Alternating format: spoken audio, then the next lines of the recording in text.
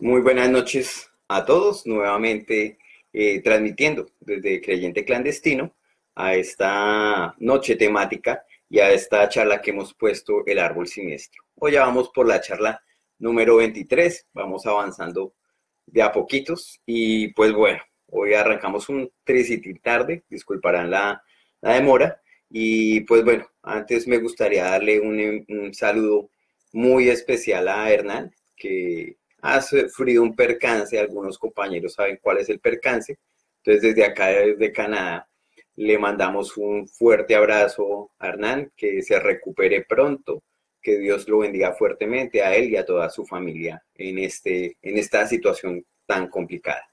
Sabemos que Dios obra milagro y sabemos que obrará milagro en el cuerpo de él. Bueno, entonces damos un saludo también a todos los que se van a empezar a conectar en este momento. Y pues bueno, el gráfico que ustedes ya reconocen, hemos visto la primera parte, que es la raíz del mal, Babilonia antigua, Babilonia nueva. La segunda parte, que fue la semilla del mal, todo lo que es la serpiente, esta serpiente antigua. La tercera parte, que era las ramas del mal. Y actualmente ya estamos en la cuarta parte, que es esta, que es el tronco del mal, los dueños del mundo. Bueno, entonces hemos ya hablado un poquito más adentro acerca de este tema, ya estamos acá en el tronco del mal, los dueños del mundo, y hacemos un saludo especial para Ingrid Liliana Ávila, que nos saluda desde Bogotá, saludes a ella y a Andrés. Y bueno, ya habíamos visto un poquito de esta gráfica, también saludes a Gineas Tripadilla Carvajal, que se une a Creyente Clandestino, y los saluda a todos. Un recordatorio, ahora se han cambiado los horarios en Canadá, entonces digamos que volvemos, en Colombia digamos que siguen siendo las 8, son las 8:36, entonces aquí en Canadá se hace el cambio de horario y volvemos a estar a la misma hora de Colombia. Bueno, entonces acá tenemos más o menos de lo que hemos hablado, habíamos hablado la vez pasada de Reyes y la nobleza negra, las familias de renombre, ya también habíamos hablado algunas de ellas, y habíamos dicho que hoy nos tocaba todo esto, lo que son bancas y corporaciones que prácticamente le pertenece a un apellido. Pero digamos que de aquí nos quedaban dos familias que era parte de los reyes, reinos y la nobleza negra. Digamos que por cuestiones de tiempo no pienso ahondar mucho en el tema, pienso, digamos que ni siquiera tocarlo, yo les había dejado la vez pasada un link, entonces espero que en el link ustedes puedan revisar las dos familias que nos quedan, que es la familia Aldo Brandini y la familia Torlonia.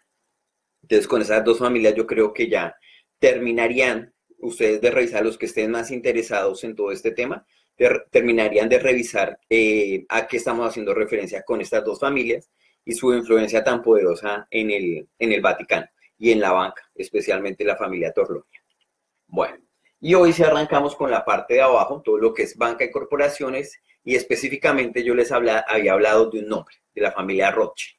Entonces es un linaje bastante interesante y hoy vamos a tener en las diapositivas un poquito de letra. Entonces yo sé que eso va a ser un poquito aburridor, así que siéntense, acomódense, pero va a estar bastante interesante esta cuestión. Antes de que empecemos, me gustaría que revisáramos unos apartes de la Biblia. En Hechos 7, 42, 43 dice, y Dios se apartó y los entregó a quien rindiesen culto al ejército del cielo, como está escrito en el libro de los profetas. ¿Acaso me ofrecisteis víctimas y sacrificios en el desierto por 40 años, casa de Israel? Antes bien, llevasteis el tabernáculo de Moloc y la estrella de vuestro dios Renfán, figuras que os hicisteis para adorarlas. Os transportaré, pues, más allá de Babilonia. Esto lo dice el Dios de ellos, el Padre, y les está diciendo Jehová a ellos, prácticamente él dice, me aparte, o sea, me cansé con ellos, yo me aparto, ¿cierto? Y háganle. Entonces, si no quieren obedecerme, pues entonces sigan su estrella y sigan todos estos dioses y todos estos tabernáculos que ustedes hicieron a estos dioses ajenos. Entonces, estos pueblos eran bastante, teniendo al Dios real presente, eran bastante testarudos, ¿no? Entonces, vemos acá que tenían una estrella, de la cual ya habíamos hablado, que era esta, la estrella, el hexagrama, también se reconoce, de muchas culturas también se reconoce, pero de la estrella de Renfán. Bueno. En otra cita vemos Apocalipsis 2:9, que dice, yo conozco tus obras y tu tribulación y tu pobreza, pero tú eres rico y la blasfemia de los que dicen ser judíos y no lo son, sino sinagoga de Satanás. Yo aquí, ¿por qué estoy haciendo esta introducción? Porque para hablar de los Rothschild vamos a empezar a tocar temas que son muy espinosos, incluso para los que somos cristianos. Hago un saludo en este momento a John Bernal. Buenas noches también, fraternal saludo para él también. Y bueno, pues acá tenemos dos banderas. Entonces, a veces vemos esta bandera y decimos Israel. O sea, para todos, incluso cristianos, Israel, de una vez el pueblo de Israel. Pero recordemos que esta era la verdadera bandera. Entonces, ¿de dónde salió esta y por qué tiene la estrella de Renfán? Entonces, es algo que vamos a empezar a descubrir a través de esto. Yo con esta pequeña introducción que quiero que podamos desglosar y es revisar qué existen, aquello, como dice aquí Apocalipsis 2.9, ¿cierto? De aquellos que se hacen llamar judíos y no lo son. Entonces, veamos que si hay, digamos que judíos incluso, que ellos están en contra de este supuesto o estos supuestos judíos. Entonces, acá, por ejemplo, vemos activistas judíos diciendo el judaísmo como que rechaza el sionismo y el Estado de Israel. Entonces, estas banderas con esa estrella, incluso ellos rechazan esto y dicen, estos no son judíos, esto es sionismo. Entonces vamos a ver un poco la diferencia y cómo Rothschild está detrás de esto. Aquí vemos, ejemplo, estos judíos reales que pueden tener una apariencia muy similar a los otros y dice para el genocidio en Gaza y sostienen la bandera de Pakistán. Oh, sorry. Que me ayude cuando se me fue. Y no, se me fue ahorita en este momento. Bueno, entonces, y el falso judío, por decirlo así, de Palestina, ya me acordé de Palestina, sostiene la bandera de Palestina. Y está el falso judío, que el falso judío prácticamente lo que hace es, o puede estar armado o puede lucir como estos mismos, ¿no? Entonces, veamos la diferencia entre ellos dos. Y veamos que estos judíos, o el verdadero judío, y me voy a arriesgar a decirlo, el verdadero judío solamente tendría que estudiar la Torá. ¿Cierto? La Torá es el Pentateuco y son estos libros antiguos y hasta ahí, o sea, debería ser, o sea, ese sería el judío real. Pero el judío, digamos que ha tenido unas ciertas derivaciones y podemos encontrar que existen libros como el Talmud. Entonces, la Torá es el libro más importante de la religión judía, pero no dice que sea el único. Ojo con esto. El Talmud, obra que recoge principalmente las discusiones rabínicas sobre leyes judías, tradiciones, costumbres, historias y leyendas. Incluso habla de que los rabinos tienen ese tipo, digamos que conversaciones con el mismo Dios y ellos hacen sus aportes. Entonces hay muchos judíos que no estudian solamente la Torá, sino que también el Talmud. Y al Talmud, digamos que se les conocen como judíos talmudistas. O podría ser esto, que ellos también es por fuera de lo que es la Torá, que es la Cábala. Entonces decían judíos talmudistas o cabalistas. Entonces, ¿qué es la Cábala? La Cábala es como la interpretación mágica y esotérica, y ojo con lo que estoy diciendo, es mágica y esotérica de lo que es la Torá. Y no solamente eso, tenemos el Zohar.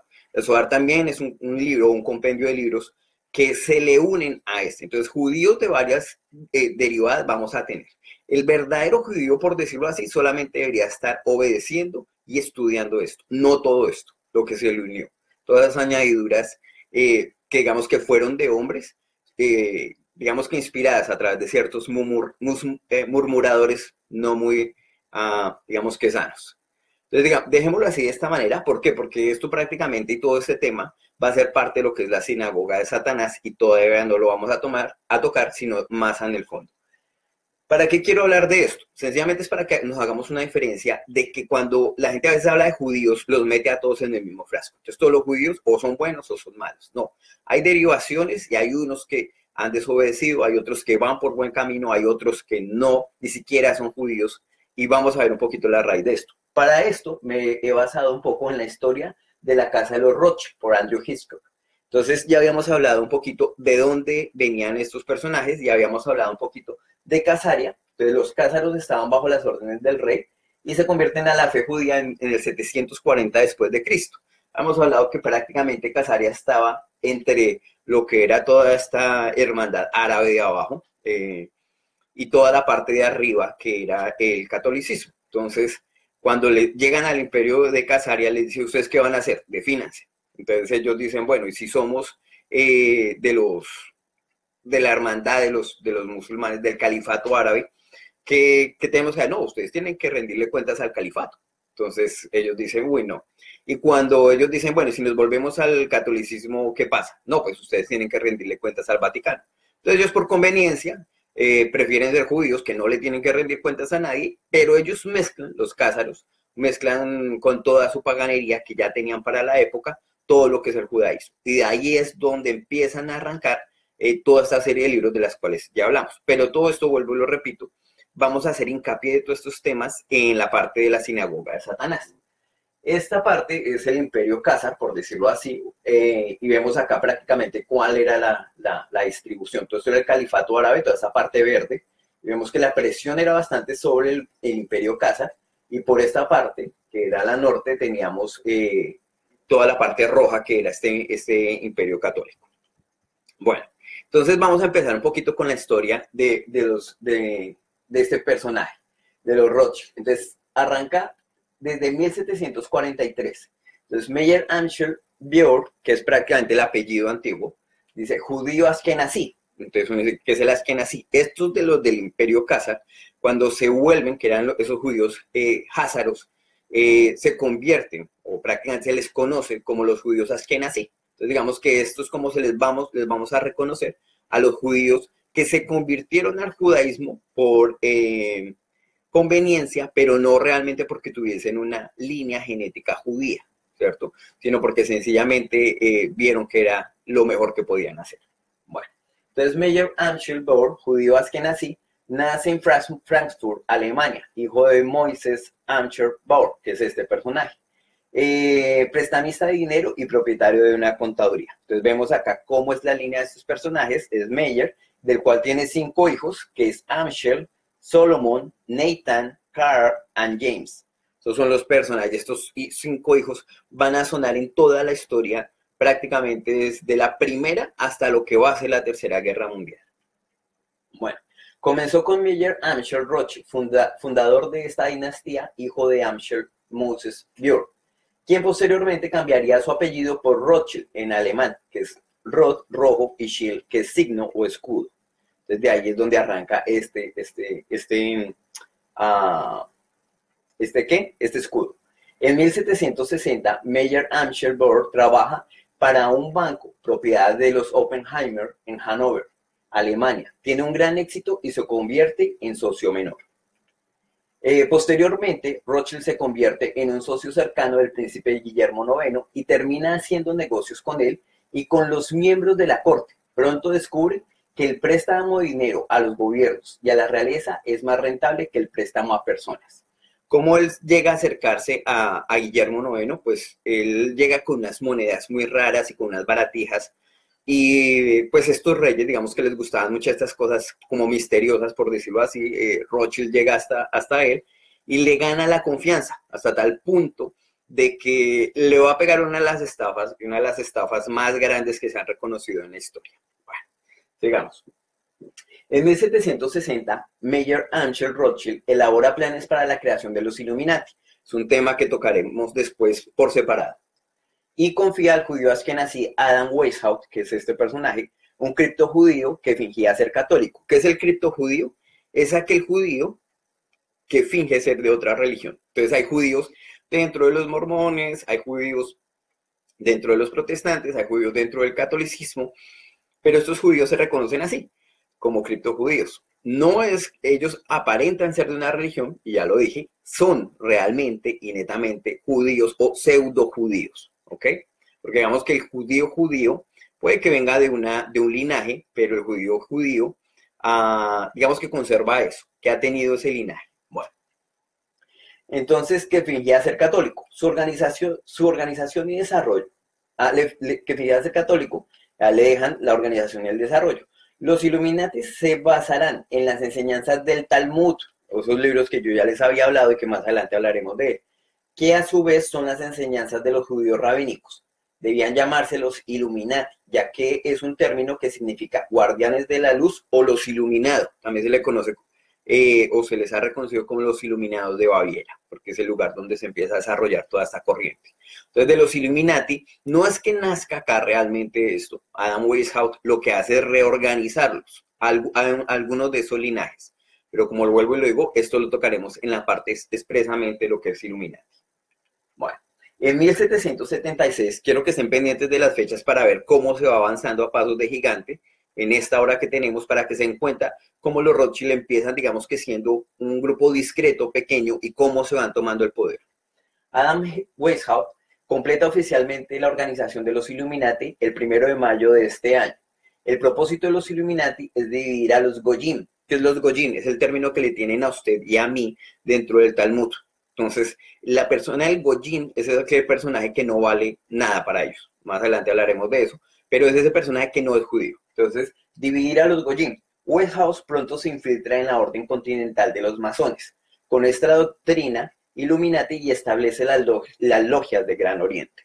En cierta medida, los masones tenían algunas vertientes que eran sanas, por decirlo así. No buscaban ese poder mundial ni nada de eso, sino buscaban la ayuda. Pero digamos que eso duró muy poco hasta que llegó a ser infiltrado por Adam Weishaupt a través de los Illuminati. Cuando se hace esto, ellos caen en manos y prácticamente son un peón de los Illuminati. En 1784, Adam Weishaupt emite la orden para que comience la Revolución Francesa a Maximilien Robespierre en forma de libro. Este libro lo había escrito uno de los socios de Weishaupt, Javier Sank, y que envió por mensajería desde Frankfurt a París. Sin embargo, de camino al mensajero le cae un rayo. El libro que detalla este plan es descubierto por la policía y entregado a las autoridades bávaras. Las autoridades bávaras eran estas autoridades de Baviera. Entonces, policías o gendarmes que lo hubiesen encontrado. Aquí, digamos que no se sabe bien si esto ha sido mito, pero de una forma sospechosa muchos de los testigos coinciden que sí, que el personaje llegó electrocutado, que le había caído un rayo y que se descubrió parte del plan de los Illuminati a través de estas cartas, porque no solamente tenía esto, sino este plan que ellos tenían. Bueno.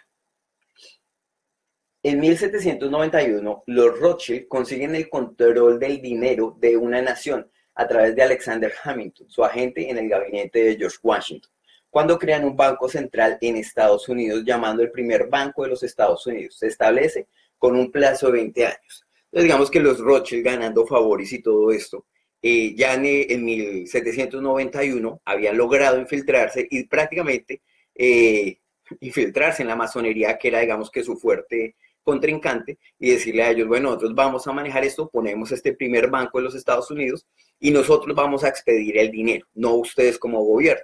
Entonces, ellos se la hacen prácticamente en 1791 con esto. En 1806, Napoleón declara que es su objetivo eliminar el gobierno de la casa de Hesse-Kassel y echarlos de la lista de poderosos. Al oír esto, el príncipe Guillermo IX de Hesse-Kassel huye hacia Alemania y va a Dinamarca y confía su fortuna, valorada en ese momento en $3 millones, a Meyer Amschel Rothschild para su custodia.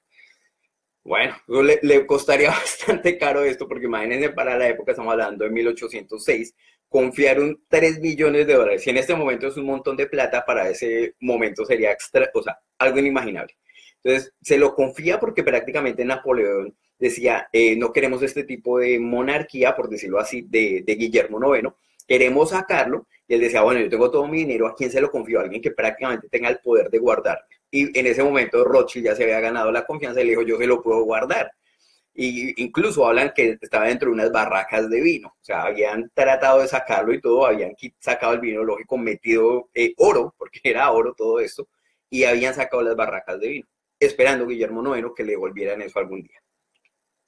En 1810 muere Sir Francis Barkin y Abraham Goldsmith. Esto deja a Nathan Mayer Rothschild como el banquero importante de Inglaterra. Salomon Mayer Rothschild va a Viena, Austria, y establece el banco M. von Rothschild und Son. En 1811, el plazo del banco Rothschild de Estados Unidos se agota y el Congreso vota en contra de su renovación. A Nathan Mayer Rothschild afirma, o bien se concede la solicitud de renovación del plazo, o los Estados Unidos se verán envueltos en una guerra muy desastrosa. Nuevamente amenaza, daré una lección a estos insolentes estadounidenses, los llevaré de nuevo al estado colonial. nos damos cuenta aquí en este pedazo, que es bien interesante, cómo ya ellos se dicen, ustedes, o sea, se acabó el primer banco, prácticamente el primer tratado que se había firmado de 20 años, ellos dicen, bueno, se acabó, pero ustedes no tienen que renovar ese contrato. Entonces, como que Estados le dice, no, no, o sea, ya estuvo bueno y nosotros ya nos podemos encargar. Y la amenaza fue contundente.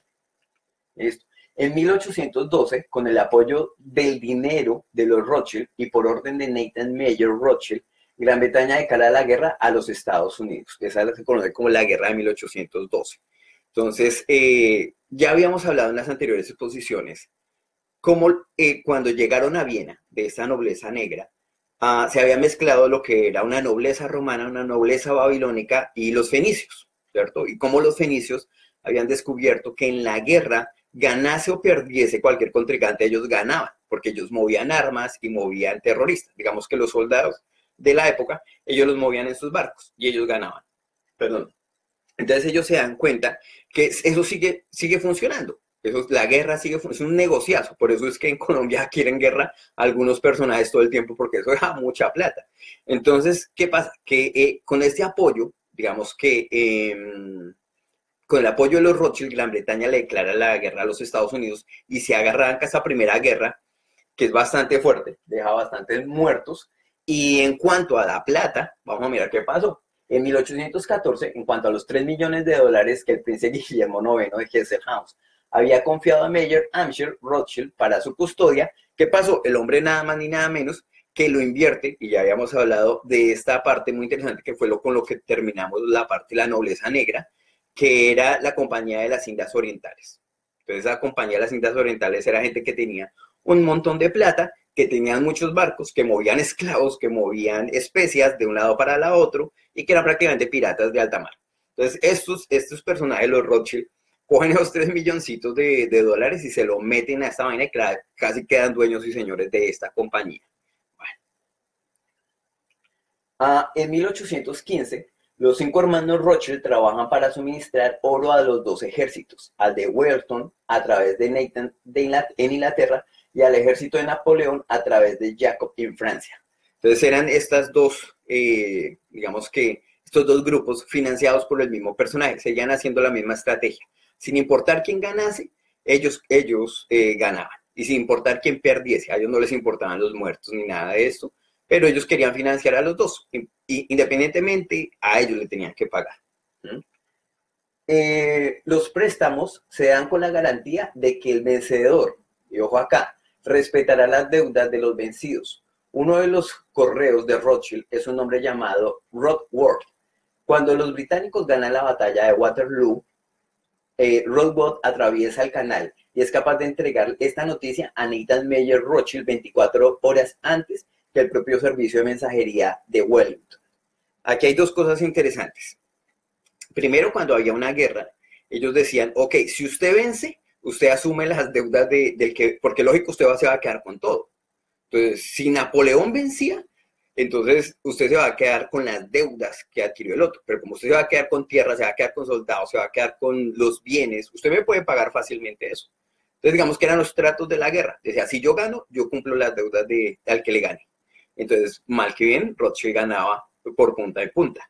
Pero no solamente contento con esto, digamos que Rothschild, él hace todo un despliegue y era la mensajería. El hombre tenía, mejor dicho, los mejores jinetes de todo para tener una línea de mensajería infranqueable, una cosa que era impresionante para la época. Yo creo que ni el internet ni Gmail era tan rápido esa cuestión, porque de hecho cuando esta guerra se sucede, Napoleón pierde, pero llega este mensajero que se llama Rothworth, y él atraviesa, pum, llegó y le da el mensaje y le dice, perdió Napoleón. Y él dice todo lo contrario. Él dice todo lo contrario. Dice, no, ganó Napoleón. Entonces todo el mundo entró en pánico, se vendieron acciones, como ya existía esa fluctuación. Entonces digamos que se venden acciones, se mueve el mercado, empiezan a vender unos bonos. Bueno, ahí es un poco más específica la cuestión, pero lo voy a resumir de esa manera. Y él le dice por de abajo de cuerda, por decirle a los ayudantes de ellos, le dicen, empiecen a comprar, porque no fue así. ¿Sí? O sea, Napoleón perdió, pero le hace creer al resto del mundo que no, que mejor dicho, Napoleón se iba a apoderar de todo. Entonces llegan y empieza prácticamente una fluctuación en todo el mercado, y lo cual prácticamente hace ganar a Rothschild una gran cantidad de dinero. O sea, aparte de lo que ya le había robado a Guillermo, pues lógico, con esta cuestión hizo quebrar a todos los banqueros y a toda la gente poderosa que tenía a su alrededor. Esto da el control total de la economía británica a la familia Rothschild. Ahora son el centro financiero del mundo, después de la derrota de Napoleón, y obligan a Inglaterra a crear un nuevo Banco de Inglaterra, controlado por Nathan Mayer Rothschild. ¿Por qué a Inglaterra? Porque prácticamente a los que se quebraron con esta idea fraudulenta de decir que Napoleón había ganado y hacer vender todo ese tipo de acciones fue Inglaterra. Entonces prácticamente ya los tenían el sartén por el mango y obligan a que ellos tengan que hacer un banco que sea controlado por los Rothschild. Dice: no me importa qué títere coloquen en el trono de Inglaterra para gobernar el imperio en el que nunca se pone el sol. El hombre que controle la oferta monetaria de Gran Bretaña controla el imperio británico, y yo controlo la oferta monetaria británica. Eso dicho por los Rothschild. Entonces vemos acá de una forma interesante cómo ya se hacen el poder, y eso no tenían un pelo de vergüenza a esta gente.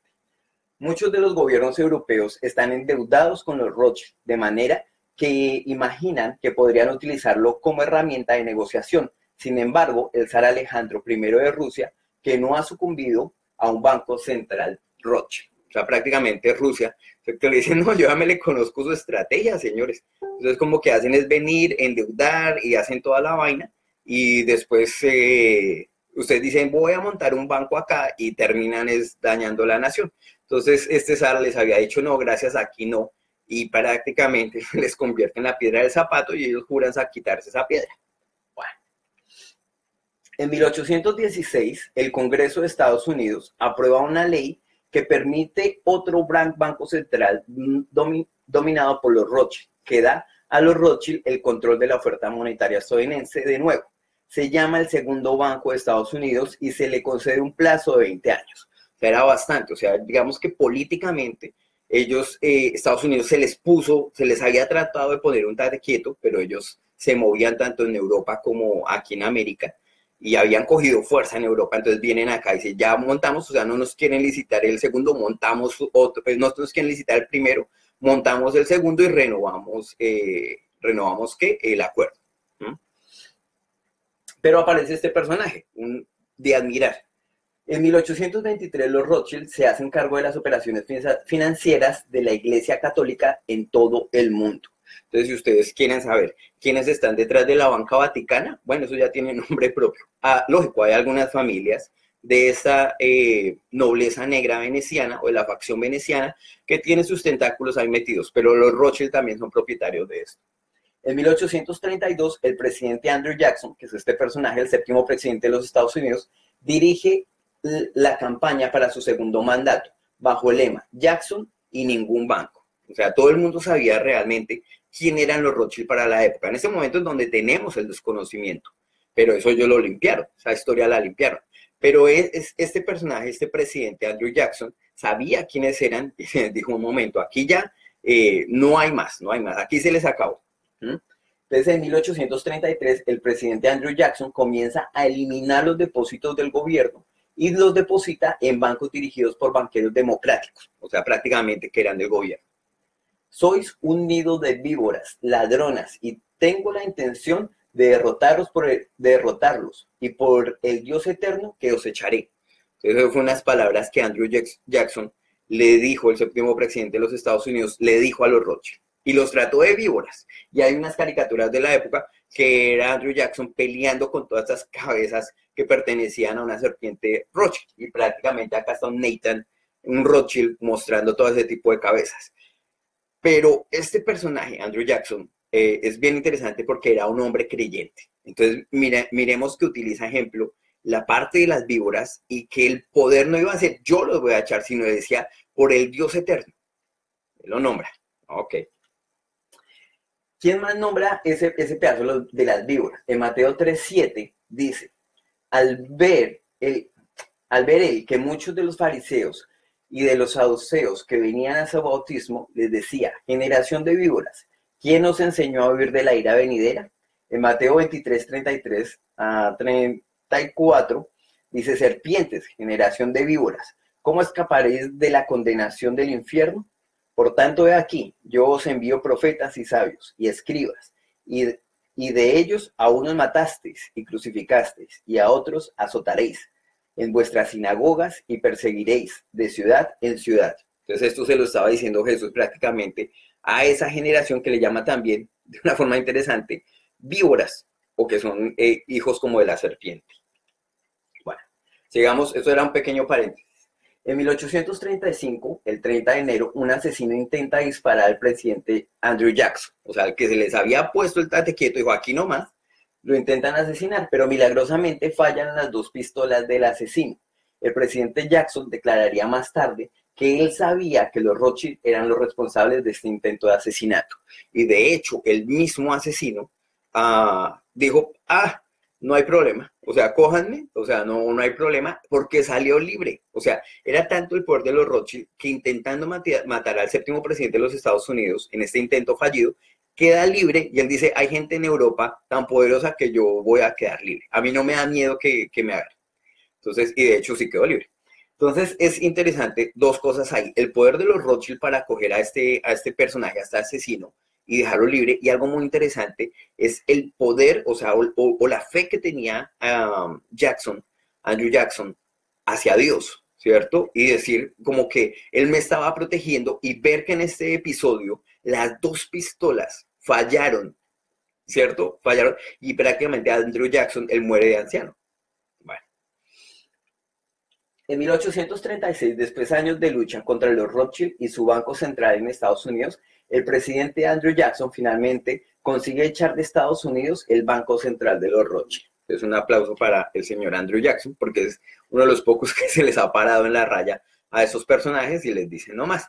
La guerra, digamos que contra los Rothschild continúa, pero los Rothschild empiezan a tomar estrategias, ¿cierto? Y empiezan a utilizar mujeres para seducir a estos presidentes, para hacerlos caer, para tener cómo chantajearlos, y lo vamos a ver más adelante.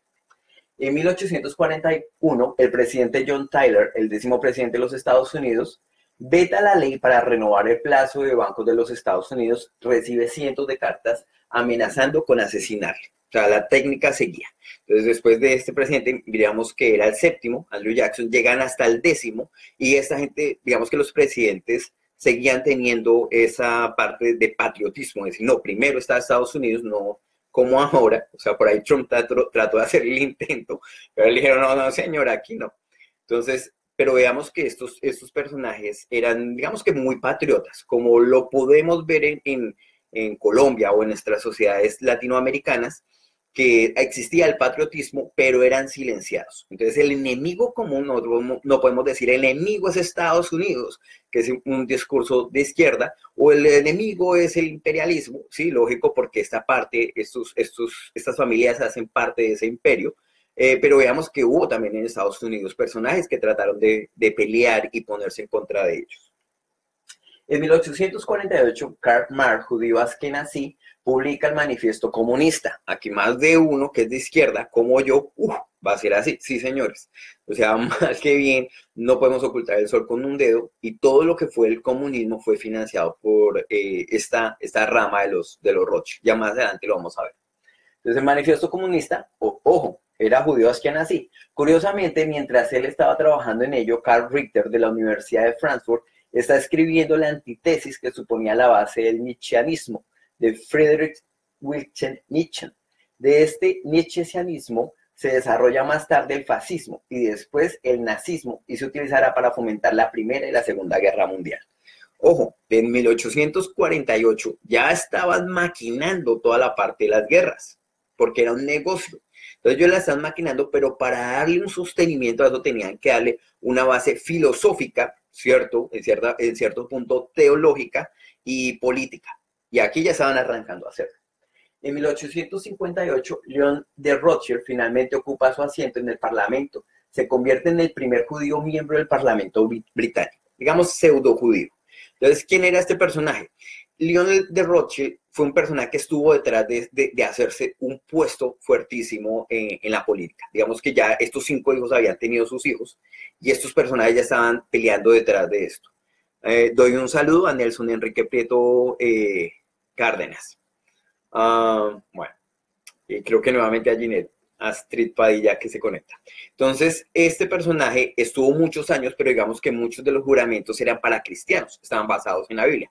Entonces, él mantuvo su puesto desocupado, ganando digamos que su puesto en el Parlamento, ganando su sueldo y todo eso, sin estar en el Parlamento, porque él nunca hizo el juramento sobre la Biblia. Él decía, yo soy judío, a mí deben otra cosa, yo no puedo jurar sobre eso. Entonces, hasta que muchos años después se empezaron a incluir otros libros sobre el juramento, este personaje finalmente puede ocupar su asiento en el Parlamento, casi 11 años después.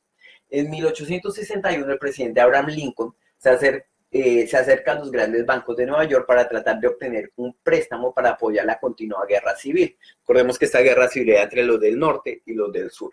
En la medida que estos grandes bancos están bajo la fuerte influencia de los Rothschild, le ofrecen un trato que sabe que no puede aceptar, del 24 al 36 de interés. O sea, esa cuestión era loquísima. Abraham Lincoln dice, ustedes son unos ladrones, ¿cómo me van a decir eso? Yo simplemente tengo un préstamo que nosotros queremos ganar esta guerra, que sea rápida y ya.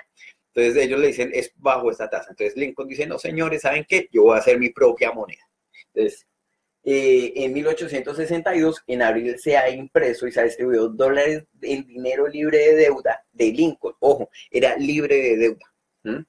Este afirma, hemos dado a la gente de esta república la bendición más grande que nunca ha tenido, su propio papel moneda para pagar sus propias deudas. Lógico, o alguien que no le gustó esta cosa, o una familia que dijo, ojo, o sea, ¿cómo así que va a imprimir su propio papel? No, no, no, no, no. ¿Sí? Y pues bueno, ya nosotros conocemos un poquito de lo que le pasó a él.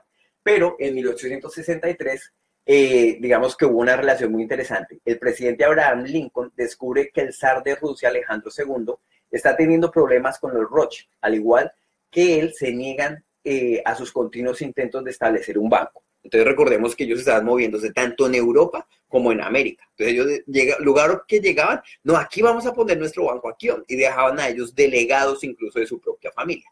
Entonces Lincoln se entera que al otro lado del charco prácticamente había alguien, este zar de Rusia, que le estaba diciendo, no señor, Alejandro II decía, no señor, aquí no me van a poner y no, y aquí se les acaba. Entonces ya anteriormente había habido otro zar que no los había dejado bien, ese Alejandro II tampoco los deja, y él ve prácticamente en Alejandro de Rusia, ve ese aliado. Entonces dice, el zar entonces da una ayuda inesperada al presidente Lincoln. El zar da órdenes para que si Inglaterra o Francia intervienen activamente en la guerra civil americana y ayudan al sur, Rusia considerará esta acción como una declaración de guerra. Entonces Lincoln era de la parte norte. Una declaración de guerra y pondrá del lado del presidente Lincoln para demostrar que no bromea. O sea, para demostrar que no bromea, envía parte de su flota del Pacífico al puerto de San Francisco y otra parte a Nueva York. O sea, este personaje no era de jugar. Alejandro II dijo, o sea, los Rothschild están prácticamente dominando el mundo, tenemos que hacer algo. Entonces, dice Alejandro II, yo le voy a enviar flotas para que se den cuenta que esto no es un juego y si va a haber pelea, pues va a haber pelea en serio.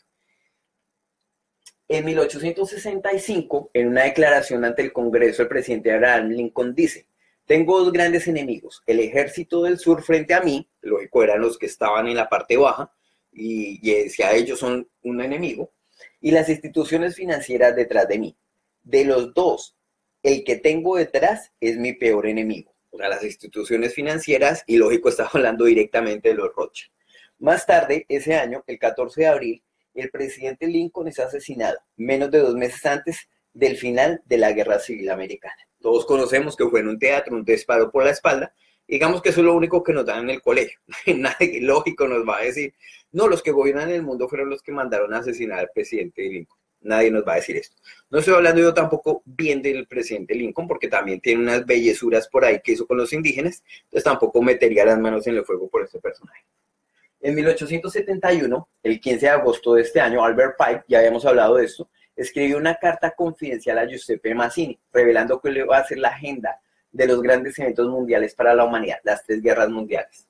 Este Albert Pike ya habíamos hablado que era masón luciferiano, abiertamente luciferiano, y digamos que fue una facción interesante de una unión porque los Rothschild lo buscan a él, ¿cierto? Y le dicen, le vamos a encargar esto. Y prácticamente él habla con Mazzini y dicen que la primera, o sea, prácticamente las elaboran. Dice la primera en 1914, la segunda en 1939, y lógico, algunos ya afirman que la tercera es una guerra silenciosa que se ha empezado a hacer en contra de Rusia, que también está por ahí escondida en Corea, que viene también en Medio Oriente, pero que no la vivimos. O sea, aquí no nos están cayendo las bombas, pero de que existe, existe. ¿Qué se escribió? Dice, la Primera Guerra Mundial se provoca con el propósito de destruir el zar de Rusia, siguiendo la promesa hecha por Nathan Meyer Rothschild en 1815. El zar debe ser sustituido por el comunismo, que se utilizará para atacar las religiones, predominantemente al cristianismo. Ojo, los que más murieron en esta cuestión no fueron judíos, fueron cristianos. Como predominantes como el cristianismo. Las diferencias entre los imperios británicos y alemán se utilizarán para fomentar esta guerra. La Segunda Guerra Mundial se utiliza para fomentar la controversia entre el fascismo y el sionismo político, con la masacre de judíos en Alemania, una pieza clave para incitar el odio contra el pueblo alemán. Esto se diseña para destruir el fascismo que los Rothschild han creado. Ojo, el fascismo que los Rothschild han creado. Y aumentar el poder del sionismo político. Esta guerra también se diseña para aumentar el poder del comunismo hasta un nivel que iguale al de los estados de la cristandad. La Tercera Guerra Mundial se libra al fomentar el odio hacia el mundo musulmán. Actualmente estamos viendo cómo, por ejemplo, aquí en Canadá han llegado sirios, ¿cierto? O sea, y van a seguir llegando, y eso es prácticamente como ellos han jugado. Ellos crean una guerra para dispersar a la gente, empiezan con un odio y empieza después de eso una guerra. Entonces, el mundo es musulmán, con el propósito de hacer que el mundo islámico y los sionistas políticos luchen unos contra otros. Mientras sucede esto, las naciones restantes se verán obligadas a luchar entre sí hasta alcanzar un estado de agotamiento mental, físico, espiritual y económico. Esto fue dicho antes de que existiera tan siquiera la Primera Guerra Mundial. Y esto, lo más interesante, no lo hemos tocado ahorita, está escrito en los protocolos de los sabios de Sion, un libro del cual comentaremos cuando hablemos específicamente del sionismo. En 1872, este año, Giuseppe Mazzini, que fue al que se le dio la carta de Albert Pike, antes de morir, nombra como sucesor a Adrian Lemy, posteriormente sucedido por Lenin, Trotsky y luego por Stalin. Las actividades revolucionarias de todos estos hombres están financiadas por los Rothschild. Entonces no cabe duda, el comunismo realmente para la época, ahorita se pegan todos los de derecha, se lo dije, eso es del diablo. Bueno, señores, lo que pasa es que el fascismo y todo eso lo manejan esta gente, o sea, todos los partidos políticos eso lo manejan los mismos. Entonces así yo diga que soy comunista, que soy de derecha, que soy fascista, que me hago la esvástica, hombre, señores, eso es simplemente llana manipulación. Entonces, no le demos poder a estos símbolos y no le demos poder a estas cosas políticas, ¿no? Entonces, veamos acá cómo Trotsky, Stalin y Lenin pertenecían a estos personajes. En 1873, las pérdidas en las minas de cobre de Río Tinto en España hacen que sean adquiridas por los Rothschild. Estas minas presentan la mayor fuente de cobre en Europa. Hambrientos. Esta gente es bastante hambrienta. La minería, la parte de la banca, la parte del mar, ya están dominando en este punto la parte de la minería. Y recordemos Chile. Las minas de cobre también que eran chilenas y cómo con esa hambre y por medio de Nixon llegan y se apoderan de esta cuestión. Bueno, en 1880 los Rothschild comienzan a fomentar una serie de progromos y ojo con esa palabra porque es bien interesante, no la sabía, pero ojo acá, los progromos en Rusia, pero también en Polonia, Bulgaria y Rumania. Estos progromos provocan la masacre de miles de judíos inocentes, obligando a vivir aproximadamente a 2 millones, principalmente a Nueva York, pero también a Chicago, Filadelfia, Boston y Los Ángeles. Entonces, estos progromos eran unos linchamientos masivos, lo voy a poner de esa manera. Entonces decía, no, salían, protestaban a la calle en contra de los judíos, entraban donde sabían que estaban, si había un almacén o algo así, y rompían los vidrios, los sacaban, los linchaban, y era una situación digamos que étnica, por decirlo así. Entonces era una presión contra estos judíos, pero ojo, como siempre lo he dicho, que siempre han sido pseudo judíos ricos matando posiblemente a judíos reales pobres.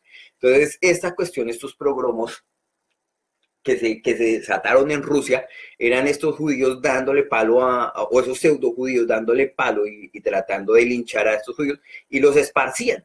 Entonces, ¿a dónde se esparcieron? Chicago, Filadelfia, Boston y Los Ángeles y Nueva York. Pero era con un fin que ellos los habían esparcido, con el voto. ¿Por qué? Porque ellos sabían que ellos tenían que escalar unos poderes políticos, los Rothschild, estos pseudo judíos. Y lo único que necesitaban era un pueblo que votara por ellos. Entonces ellos no iban a decir, nosotros organizamos estos linchamientos. No, ellos querían era que los judíos se sintiesen perseguidos y decirles, aquí hay una persona judía de buen corazón que necesita solo su voto. Entonces, ojo, los Rothschild eran siniestros y lo hicieron a través de esta manera. En 1881, el presidente James A. Garfield, el 20º presidente de los Estados Unidos, que solo duró 100 días, se le reconoce como el presidente de los 100 días, dice 2 semanas antes de ser asesinado, raro, ¿no? Quien controla el volumen de dinero en nuestro país es el amo absoluto de toda la industria y del comercio. Y cuando te das cuenta de que todo el sistema es controlado, muy fácilmente, de una manera u otra, por unos pocos hombres poderosos, en lo alto, no debe ser uno quien explique cómo se originan los periodos de inflación y depresión. O sea, este personaje ya también la tenía clara, a él lo asesinan. Lógico, todos los que empezaban a hablar mal de los Rothschild o de estas familias pseudo judías, ahí tenían que ser asesinados. En 1886, el banco francés de los Rothschild, ya tenía su propio banco en Francia, de los Rothschild First, obtiene ganancias sustanciales de los campos de petróleo de Rusia. Miren aquí como los tentáculos, aunque no tenían su propio banco en Rusia, ya tenían yacimientos petroleros, porque era lo que estaba dando la parada y lo que estaba dando la plata en el momento, ¿cierto? Funda Caspian and Black Sea Petroleum Company, que rápidamente se convierte en el segundo mayor productor de petróleo del mundo. Entonces aquí tenemos una foto de cómo empezaron con esa cuestión. Ellos se dan cuenta que las tierras, hay una película muy interesante, creo que es los siete magníficos, que hablan de este robo de tierras por petróleo. Eso, bueno, no es cristiana, pero es interesante. En 1891, el líder de los laboristas británicos hace la siguiente declaración sobre el tema de los Rothschild. O sea, esos líderes laboristas son como el sindicato. Y dice, este equipo de chupasangres ha sido la causa del daño incalculable y la miseria en Europa durante el siglo actual y ha acumulado su prodigiosa riqueza principalmente mediante el fomento de guerras entre estados que nunca deberían haber luchado. Cada vez que hay problemas en Europa, allí donde circulen rumores de guerra, las mentes de los hombres estén consternadas por el miedo al cambio y la calamidad, puede estar seguro que un Rothschild nariz ganchuda estará con sus juegos en algún lugar cerca de la región de la perturbación. Muy interesante lo que dice este personaje cuando dice de los hombres estén consternadas por el miedo al cambio y la calamidad. Bueno, o sea, este miedo que infunden, el miedo que hemos vivido incluso en Colombia, el miedo al cambio. No, eso vamos a estar peor, eso vamos a estar como Venezuela, el castrochavismo. O sea, hombre, estudiemos. Ahí como decía una política por allá, estudien vagos. O sea, hombre, tenemos todo esto para estudiar y nos podemos dar cuenta realmente que el miedo ha sido una estrategia política, ¿sí? Y la ha utilizado los Rothschild, miren, ¿desde qué año? Bueno, no me quiero poner muy político con la situación, pero sigamos. En 1895, Edmund James Rothschild, hijo menor de Jacob Mayer Rothschild, visita Palestina y posteriormente suministra los fondos para fundar las primeras colonias judías. Esto se hace para promover su objetivo a largo plazo de crear un país propiedad de los Rothschild. Ojo, súper importantísimo. Ya en 1895 estos personajes dijeron, vamos a financiar para que lleguen una población judía a estos primeros asentamientos que se llamaban los Yishu. No sé si la pronunciación era esa, pero eran estos asentamientos judíos en Palestina.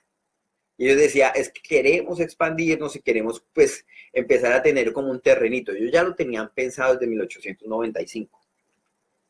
En 1897 los Rothschild fundan el Congreso Sionista para promover el sionismo, que es un movimiento político con el único objetivo de llevar a todos los judíos a un Estado-nación judío y organizan su primera reunión en Múnich. Lógico, en Múnich no los dejan y ya vamos a ver por qué. Esta es una de las imágenes de la que se dio, lógico, no fue en Múnich, ya les explico el por qué, pero veamos que ellos ya lo tenían preconcebido. Ellos decían, tenemos que llegar a un lugar, a Palestina, y tenemos que empezar a abrirnos campos ahí.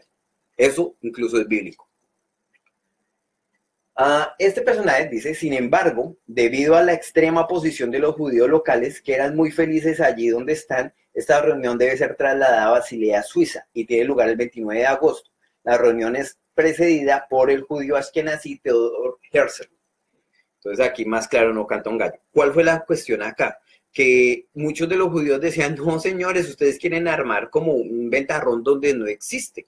Nosotros ya estamos viviendo acá, estamos contentos, donde estuviesen, en el lugar de Europa, pero estos sionistas decían, no, es que tenemos que volver, es que vámonos todos. Entonces decían, no, hasta aquí estamos bien, ¿cuál es el afán? Entonces estos personajes ya querían hacer algo, ya tenían algo entre manos. Incluso este personaje, Teodoro, que es acá, Theodor Herzl, él dice, es esencial que los sufrimientos de los judíos que empiezan a empeorar ayuden a la realización de nuestros planes. Ellos necesitaban que los judíos fuesen perseguidos, atormentados, torturados, para que estos sionistas que no eran judíos, estos ashkenazí, llegasen a estos terrenos y pudiesen decir, ahora sí tenemos un país para nosotros.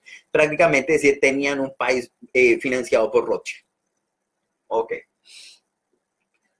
En 1901, los judíos de las colonias establecidas en Palestina por Edmund James Rothschild enviaron una delegación. Esta delegación era diciendo, bueno, señor Rothschild, usted es muy amable, aquí nos puso estas comunidades judías y estamos muy contentos, pero no meta su mano, no la meta, o sea, ya estamos contentos acá, usted hizo mucho por nosotros y hasta luego. Entonces, ¿qué les dice Rothschild? Aquí no está anotado. Él les dice, un momento, yo fui el que pagué por eso, yo soy dueño de esos terrenos y dueño de ustedes porque yo los puse ahí. Bastardo. Entonces este personaje les dice eso y prácticamente es cuando se empiezan a meter, empieza a llegar un poco más de gente que creía en esta parte del sionismo. Pero revisemos fechas. En 1907, Jacob G. Rothschild, en un discurso ante la Cámara de Comercio de Nueva York, advierte que a menos que tengamos un banco central con un control adecuado de los recursos de crédito, este país sufrirá el pánico financiero más grave y de mayor alcance en su historia. Ya estaban haciendo terrorismo financiero. Entonces ellos prácticamente no amenazaban, o era una amenaza muy sutil, decía, si ustedes, señores Estados Unidos, o si ustedes los de Francia, o si ustedes los de Gran Bretaña, no renuevan este contrato, ojo, pues eso puede ser para peor. Y en este caso, ¿cierto? Fue Nueva York. Listo, sigamos. En 1909, Jacob Schiff funda la promoción nacional de la Asociación de la Gente de Color, que se conoce como la NAACP. Uno dirá, tan lindos, o sea, ¿estaban defendiendo a los negritos? Pues no, señores. Ellos crean esta fundación sencillamente es para que aumentar prácticamente las desigualdades raciales y de darle un poder, que lógico ya lo deberían de haber tenido la gente de color, pero no era un poder bonito, por decirlo así, porque si les hubiesen dado un poder que sirviese, les hubiesen dado un poder político a la gente de color. No, les hicieron prácticamente una revolución.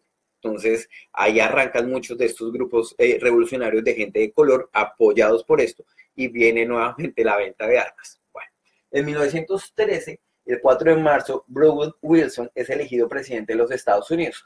Poco después recibe la visita en la Casa Blanca del judío ashkenazí, o sea, un pseudo judío, Samuel Hunter Meyer, del bufete de abogados Guggenheim and Hunter Meyer y Marshall, que intentan chantajearlo por la suma de $40,000. Entonces, ¿cuál era el chantaje? Pues este presidente había tenido un desliz de faldas amoroso con la esposa de un amigo cuando él fue profesor de la universidad, o sea, un súper escándalo.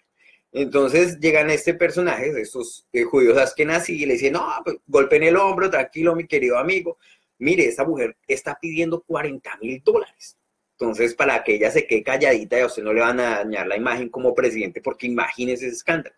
Entonces ellos dicen, miren, nosotros vamos a poner los $40,000 de nuestros bolsillos, pero le vamos a pedir algo a cambio. Entonces Wilson promete nombrar la primera vacante en la Corte Suprema de los Estados Unidos a un candidato recomendado por Hunter Meyer. O sea, prácticamente les vamos a meter un judío en toda la parte de lo que era la Corte Suprema de los Estados Unidos. O sea, ya iba a haber, y lógico, esto sucede. En 1913, Jacob Schiff pone en marcha en Estados Unidos la Liga Antidifamación. Entonces, como todo el mundo ya era, ay, los Rothschild, los pseudojudíos y toda esa vaina, ellos tenían que callar. Entonces ellos decían, nos están difamando. O sea, ya se ponían la mano. Y digamos que si yo, ojo, y esto es real, si yo esto que estoy diciendo lo dijese en Alemania en este momento, podría yo ir a la cárcel por esto, ¿cierto? O en otros países donde esta liga antidifamación funciona. Entonces, ojo con esto, porque a veces hablar de estas cosas es peligroso, dependiendo del país. Entonces, para eso se crea la Liga Antidifamación. Esa organización se funda para calumniar como antisemita a cualquiera que cuestione o desafíe la conspiración global de los Rothschild. Entonces, si yo digo los Rothschild, si yo nombro Rothschild, o pseudo judíos o judíos así, ya me cae la Liga Antidifamación diciendo usted puede ir a la cárcel por estar hablando mal de estas familias, por ley, ojo. Se establece su último y actual Banco Central de Estados Unidos, la Reserva Federal, en el mismo año de 1913. Entonces ya el último banco y el que gobierna hasta la actualidad absolutamente todo, que es la Reserva de el Banco Central de los Estados Unidos, o lo que llamamos como la Reserva Federal, que es este escudito que tenemos acá. Ese es el tercero y último. Entonces fueron esos tres bancos que ellos pusieron y este prácticamente quedó legislado para la eternidad. En 1914 comienza la Primera Guerra Mundial. Esta guerra, los Rothschild alemanes prestan dinero a los alemanes, los Rothschild británicos prestan dinero a los británicos y los Rothschild franceses prestan dinero a los franceses. Redondo, o sea, yo creo que los personajes tienen una sabiduría satánica, y lo voy a decir de esa manera porque es que llegar a controlar el mundo, a tener todo este poder de todos estos reinos es porque Satanás está detrás de todo esto. Entonces, decirle a los alemanes, bueno, vamos a entrar a la Primera Guerra Mundial. Usted necesita armas, hombre, tome su dinero. Y es para eso estaban las firmas alemanas, lógico, pertenecientes a los Rothschild, y así sucesivamente Gran Bretaña y Francia. Los Rothschild franceses, además, los Rothschild tienen el control de las tres agencias de noticias europeas, Wolf en Alemania, Reuters en Inglaterra y Havas en Francia.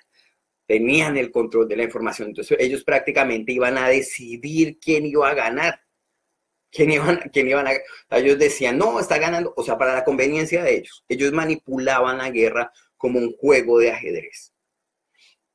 Entonces se da la Primera Guerra Mundial de 1914 a 1918. En 1916, ya en plena guerra, el 4 de junio, el judío askenazí Louis Braided Denvis es nombrado en la Corte Suprema de Estados Unidos por el presidente Wilson como pago por su chantaje.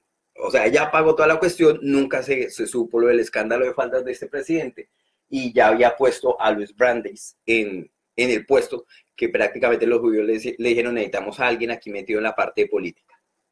Mientras los británicos están considerando la oferta de Alemania, ¿qué oferta? Prácticamente Alemania en la Primera Guerra Mundial tenía muy buena capacidad, los Rothschild eran los que más movían el dinero para ellos. Y Alemania al ver, digamos, que esa superioridad dijo, no, pues dejemos así, ya digamos que vamos a tener nosotros lo que ganamos y lo vamos a dejar así. Iban a querer Alemania, de hecho, en la Primera Guerra Mundial, quería terminar la guerra, ¿sí? Entonces, los británicos estaban considerando la oferta de Alemania. El agente de los Rothschild, Louis Brandeis, envía una delegación sionista desde América a Gran Bretaña con la promesa de hacer entrar a Estados Unidos en la guerra del lado de los británicos. Este personaje que prácticamente por el lío de falda lo metieron ahí dentro de la parte política, manda la delegación y le dice a los británicos, bueno, o sea, Alemania les dice que dejemos ahí, pero ustedes están perdiendo. Entonces hagamos lo siguiente, yo meto a Estados Unidos en esta guerra y ustedes fijo la ganan. Entonces ellos dicen, uy, ¿será? Entonces hace entrar a Estados Unidos en la guerra del lado de los británicos a condición de que los británicos se comprometan a darles el territorio de Palestina a los Rothschild. Señores, todo lo que ha pasado en Palestina, todo esto que están ahí metidos, no es el pueblo judío. No, señores, es un pueblo de los Rothschild. Son judíos askenazí. Esos no son judíos, ni que son semitas. Entonces, estos personajes hicieron meter a los Estados Unidos a la Primera Guerra Mundial a fuerza para, digamos que, apoyar a Gran Bretaña, pero a cambio tenían que darle Palestina. En 1917, de acuerdo con la promesa sionista de los Rothschild a los británicos, al entrar los Estados Unidos a la guerra, deciden que quieren algo por escrito de los británicos para demostrar que mantendrá su parte en el trato. El ministro de Exterior británico, Arthur George Balfour, por lo tanto, redacta una carta que es comúnmente conocida como la Declaración Balfour. ¿Cómo entran a la guerra? Bueno, esto es una parte interesante porque prácticamente se habla de un barco que se hunde, un barco insignia de Gran Bretaña, donde venían unos estadounidenses. Entonces, prácticamente por el supuesto derribo de este barco insignia de Gran Bretaña, Estados Unidos se mete a la fuerza. Prácticamente una cosa que todos los estadounidenses se quedaron como, guata, ¿qué pasó aquí? Pero bueno, la declaración Balfour es esta. Entonces acá mire, lo dice, como apreciados lord, porque ellos ya se habían convertido en lores. O sea, los lores es eso que les ponen la espadita, era una posición altísima, y era Rothschild. Aquí de todas maneras, en esta declaración Balfour, dice, bueno, ustedes van a ser dueños de Palestina, van a meter al pueblo judío, siempre y cuando respeten las religiones que hay allá, porque lógico no hay solo judíos, hay musulmanes, y pues no queremos problemas, entonces váyanse suavecito, ustedes pueden apropiarse de eso, hay mucho campesinito, entonces nada de problema, métanse allá, infíltrense, pero no queremos problemas. Entonces prácticamente bajo este acuerdo, Inglaterra le estaba cediendo a los Rothschild Palestina, o a todos los sionistas. En 1917, los Rothschild ordenan la ejecución del zar Nicolás II y de toda su familia, es decir, Nicolás II, por los bolcheviques. Recordemos que ya los bolcheviques y toda la facción de los comunistas estaban infiltrada por los Rothschild. A pesar que el zar ya había abdicado el 2 de marzo. Esto se hace tanto para obtener el control del país como por un acto de venganza hacia el zar Alejandro I por el bloqueo de su plan de gobierno mundial en 1815 en el Congreso de Viena y por el apoyo del zar Alejandro II al presidente Abraham Lincoln en 1864. Los rusos, digamos que le habían puesto ese tate quieto ya varias veces y consiguen los Rothschild matar a vengarse de todos estos y montar, digamos que finalmente su tan anhelado banco, la banca Rothschild dentro de Rusia en 1917. Una de las características curiosas del movimiento bolchevique es el alto porcentaje de elementos no rusos entre sus líderes. De los 20 o 30 comisarios o líderes que proporcionan la maquinaria central del movimiento bolchevique, tenían un promedio de 75% son judíos. Acá vemos como Lenin, Trotsky, Stalin eran judíos, pero no el judío, sino el judío convertido, digámoslo así, o el pseudo judío. El establecimiento de un banco central es el 90% del comunismo de una nación. Estos judíos, a los que los Rothschild financiaron como bolcheviques, entraron en el curso de la historia para matar a 60 millones de cristianos y no de judíos en el territorio soviético controlado. Eso lo pueden encontrar en el archipiélago del Gulag III. Entonces este libro es interesante porque expone que la persecución no fue hacia judíos. O sea, bueno, sí murieron judíos pobres, pero digamos que lo que estos judíos ricos o estos pseudo judíos lo que querían era destruir al cristianismo que se había asentado en Rusia. En 1919 se celebra la Conferencia de Paz de Versalles. Ya había, digamos que acabado la Primera Guerra Mundial, Alemania pierde y lógico, recordemos que todos esos tratados era el perdedor paga, prácticamente como juego. Entonces, ya el Tratado de Versalles era decir, Alemania, usted perdió, a pagar, papito. Y si no tiene con qué pagar, pues para eso tiene tierras. Entonces, digamos que Francia fue abarcando mucho el territorio de Alemania. Entonces, veamos que en 1919, esta Conferencia de la Paz de Versalles, para decidir las reparaciones que los alemanes deben pagar a los vencedores tras el fin de la Primera Guerra Mundial. Una delegación de 117 sionistas encabezados por el judío askenazí Bernard Baruch trae a colación el tema de la promesa de Palestina. Recordemos que ya estaban diciendo lo de Palestina. En este punto, los alemanes se dan cuenta del por qué Estados Unidos se ha vuelto contra ellos y bajo qué influencia está. los Rothschild, por supuesto. Entonces, digamos que ellos ya se habían dado cuenta, los alemanes, dijo, nos traicionaron. Sí, claro, porque de todas maneras, aunque estaban siendo financiados y aunque ellos no decidieron en esta Primera Guerra Mundial dar el paso fuerte, porque lo hubiesen podido hacer, incluso hubo un buque que salió y ellos dejaron ir casi con 3.000 soldados, y ellos, ok, vaya, y toda la gente dice, oiga, qué buen gesto de los alemanes, pero los alemanes decían, porque Estados se metió a un conflicto que no le importaba, entonces ya se dan cuenta que toda la cuestión era Palestina, o sea, había un trato oscuro donde Gran Bretaña le iba a dar a Palestina, a estos Rothschild, y Alemania va a salir totalmente perjudicado de esto. Curiosamente, el anfitrión de la conferencia de paz de Versalles, o sea, lo del Tratado de Versalles, es su jefe, el barón Edmond de Rothschild. Veamos que allá estaba metida la mano de él. La conferencia de la paz de Versalles también se utiliza como un intento de los Rothschild para establecer un gobierno mundial bajo el pretexto de acabar con todas las guerras. A esto se le llama la Liga de las Naciones. Afortunadamente, no hay suficientes países que lo acepten, por lo que muere pronto. Entonces, en este momento ya nos estamos acercando al final, sé que están un poco cansados, llevamos 1 hora y 5, pero aguantemos que ya vamos a terminar en esta parte.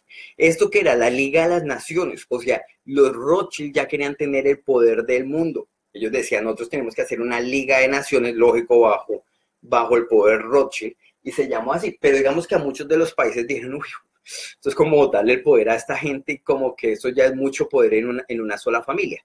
Entonces eso fue en 1919, que mucho tiempo después este proyecto muere, pero se convierte en este. Ojo, se convierte en este. En 1921, bajo las órdenes de Jacob Schiff, los judíos Ashkenazí Bernard Baruch y el coronel Edward Mandel House forman el Consejo de Relaciones Exteriores, el CFR. El primer trabajo de CFR es hacerse con el control de la prensa. Esta tarea se le encomienda a John D. Rockefeller. Digamos que los Rockefeller empiezan a sonar dentro de la familia Rothschild. Los Rockefeller sencillamente es una línea materna de los Rothschild.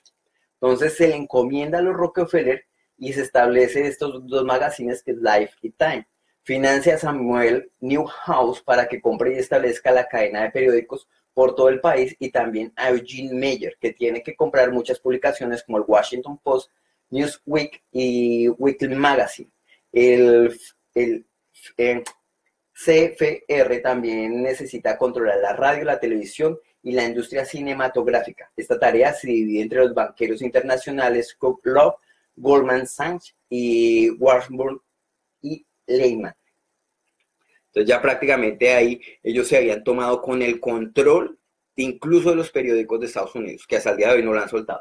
En 1930, el primer Banco Mundial de los Rothschild, ya mundial, el Banco de Pagos Internacionales, conocidos como el BIS, se establece en Basilea, Suiza. Ese lugar interesante que nadie toca, habíamos hablado de la nobleza negra, como también tienen sus cuentas, sus acciones y son dueños de muchas de estas cosas, porque esta gente es poderosísima. Todo lo que está en narcotráfico, todo lo que es estos carteles oscuros de pedofilia, todos estos carteles oscuros de trata de blancas, de mujeres, de niños, de todo esto, esta gente controla todos esos dineros. Bueno, entonces se establece en Suiza, el mismo lugar donde 33 años antes se había celebrado el primer Congreso Sionista Mundial. En 1933, el 30 de enero, Adolf Hitler, ya empezamos a tocar este tema y aquí vamos a empezar a terminar, Adolf Hitler se convierte en el canciller de Alemania, echa a los judíos, muchos de los cuales son comunistas. Entonces aquí es donde empieza a ver toda la parte donde todos los que son o se creen arios, que empiezan a decir, no, es que Hitler tenía la razón, él es nuestro líder y toda la cuestión, pero hombre, ojo que este personaje sí empezó, digamos que sacando a los judíos de cierta manera porque habían traído prostitución, habían traído muchas cosas que habían degenerado a Alemania, pero él, empezando a hacer eso, también terminó siendo títere de esta gente. Entonces, echa a muchos de los judíos, muchos de los cuales son comunistas, de las posiciones gubernamentales dentro de Alemania. Como resultado de ello, en julio, los judíos celebran una conferencia mundial en Ámsterdam, durante la cual exigen que Hitler reinstalen a todos los judíos de su nuevo en la posición anterior, o sea, que los volviera a poner. Entonces, prácticamente estos personajes, los judíos que tenían el comunismo ya marcado ahí y que estaban infiltrados en la parte de Alemania, tenían un poder exagerado dentro de la misma Alemania. Y Hitler ya cuando se hace canciller le dice, pa' afuera papitos, esto no es de ustedes, esto es de Alemania, Alemania para los alemanes. Entonces, a ellos no les gusta mucho la cuestión. Hitler se niega y como resultado de ello, o sea, se niega a volverlos a su puesto, y como resultado de ello, Samuel Untermeyer, el judío ashkenazí que había chantajeado al presidente Wilson, ¿te acuerdan por el lío de faldas? Bueno, y ahora es jefe de la delegación estadounidense y presidente de toda la conferencia, vuelve a Estados Unidos y hace un discurso en la radio, lógico, esas radios ya les pertenecen a ellos, que se transcribe en el The New York Times el lunes 7 de agosto de 1933. El discurso hace las siguientes declaraciones, y ojo con lo que va a decir este personaje. Dice: los judíos son los aristócratas del mundo. Nuestra campaña es boicot económico contra todos los productos alemanes, el transporte, los servicios. Lo que proponemos es enjuiciar un boicot económico puramente defensivo que socave el régimen de Hitler y hacer entrar al pueblo alemán en el sentido común mediante la destrucción de su comercio, de exportación, que depende de su propia existencia. Cada uno de vosotros, judíos y gentiles por igual, debéis negaros a comprarle a cualquier comerciante o tendero que venda bienes fabricados en Alemania o que patrocine barcos alemanes o sus envíos. Entonces, prácticamente era esto, el boicot contra los alemanes. Entonces, en Estados Unidos, nadie, por orden de los Rothschild y por orden de este enunciado, era un boicot para decirle nadie le compra a los alemanes son una peste, los alemanes, y prácticamente lo que Hitler había hecho era decir Alemania para los alemanes. Entonces empieza este boicot, y aquí tenemos recortes de eso, ¿cierto? Entonces, acerca de los bienes y la industria alemana. Una vez que los efectos de este boicot comienzan a notarse en Alemania, los alemanes que no habían demostrado ninguna violencia contra los judíos, por el contrario, los alemanes eran muy abiertos a los judíos. Ojo acá, hasta ese momento simplemente empiezan a hacer el boicot a las tiendas de los judíos de la misma forma en que los judíos lo habían hecho en las tiendas que venden productos alemanes en América. Entonces aquí todas esas fotos que nosotros reconocemos que dicen, no, esos marcaban judío en la tienda, marcaban judío. No, eso feísimo. Hombre, pero es que a los alemanes les estaban haciendo lo mismo en Estados Unidos. Nadie les estaban comprando, e incluso los sacaban, le rompían los vidrios, y Alemania dijo, hombre, nos están boicoteando, listo, juguemos a lo mismo. Les vamos a hacer el boicot, vamos a escribir judío en la tienda que es judío, y nadie va a comprar a esto porque era una guerra económica. Saludos a la hermana Rosa Martínez, que se nos une y que creo que en este momento nos está saludando desde Los Ángeles. También este año, el presidente Roosevelt, nacido de madre judía, por lo tanto cumple las normas de los ashkenazí de ser judío, ordena que el ojo que todo lo ve sea impreso a todos los nuevos billetes de dólar, junto con el leva, nuevo ordo seculor. Esto en latín significa nuevo orden de la época. Y miren la estrella que se forma, ¿no? Bueno, la de Renfán. Yo creo que después de esto ya no hay más cuestión. Prácticamente inicia la Segunda Guerra Mundial de 1939 a 1945. Con eso prácticamente vamos a finalizar hoy a 1:12, nos extendimos bastante hoy, pero quería dejar prácticamente hasta la Segunda Guerra Mundial y abarcar en el próximo lo que es la Segunda Guerra Mundial hasta el día de hoy. ¿Qué ha pasado con estos Rothschild, con estas familias tan poderosas? Y si hicieron lo que hicieron, ¿qué van a hacer? ¿Qué va a venir? ¿Cuál va a ser la Tercera Guerra Mundial que esta gente propone? ¿Cómo se va a ver? Y bueno, yo no sé si pueda yo hablar o tenga el conocimiento para decir que a la luz bíblica, ¿qué tenemos que esperar? Bueno, yo con esto empiezo a cerrar, ya siendo 1:13. Les agradezco mucho, espero que les haya servido esto. Y recordemos que vamos a hacer una sola charla que solamente van a hacer preguntas. Entonces voy a sentarme acá en vivo y vamos a tratar de responderlas. Yo les agradezco mucho su atención, bendiciones para todos, para mi amigo Hernán que tiene su accidente, Dios lo bendiga, también fuerte a su familia, que Dios lo bendiga fuertemente, que le dé sanidad en su cuerpo y en su fémur. Bueno, bendiciones, abrazos para todos, los saludos a todos los que se han unido hasta el momento de hoy. Muchísimas gracias por su atención y el próximo domingo nos estamos viendo en Creyente Clandestino a las 8 p.m., ya sea Canadá o Colombia, porque ya se igualaron los dos horarios. Bueno, finalmente mi nombre es Miguel Ángel Rodríguez, muchas gracias por su atención y nos veremos hasta una próxima. Hasta luego y feliz noche.